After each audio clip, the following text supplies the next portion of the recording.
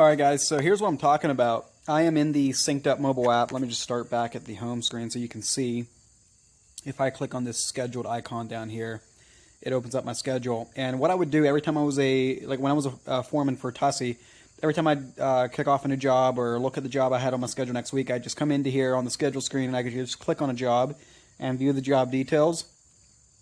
And then once I was in the job, I would go to the info tab and I would look at all the work areas in the job down here. And in this one, you can see there's a paper patio, water feature, and then a deck.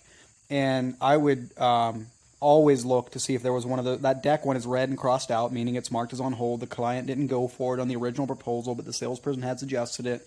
So what I do is I'll just go in there and I'll look at it. I'll look at all the notes, everything, and kind of get familiar with it. I might talk to the salesperson, hey, what was the story there? Why didn't they go for it? Try to figure out if there was any objections and see if there's any room for me to wiggle in there and close the deal for them. So I use that as a seed to fuel upsell suggestions to the client once I'd won them over.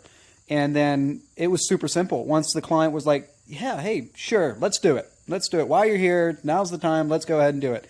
All I do is come in here, flip this toggle to approved right there, and bam, I could immediately clock into it, get it done. It's already in the invoicing. So awesome. And I did so many upsells that way. And that's exactly why that on hold feature and why you can go in there and mark it as approved and all that is right in there in the app so that you can kind of empower your crew leaders to generate that upsell revenue for you. So that's pretty much the tour of how I use the app to fuel my upsells.